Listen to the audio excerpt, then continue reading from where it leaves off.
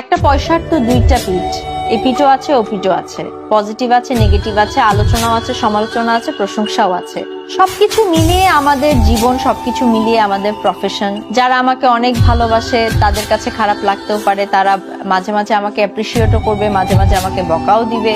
আবার যারা আমাকে পছন্দ করে না তারা সবসময় আমাকে বকা দিবে বা ভালো লাগলেও বলবে না, এরকম অনেক কিছুই হইতে পারে।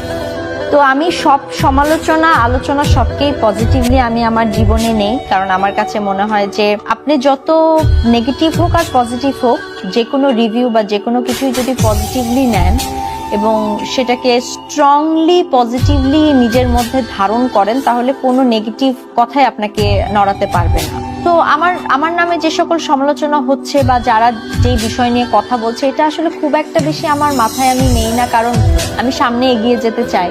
যারা আমাকে চেনে, যারা আমার পথ দেখে আসছে, তারা জানে আমি কি এবং আমি জানি আমি কি। সো কারো কথায় কোনো কিছু অতটা কষ্ট পাই না।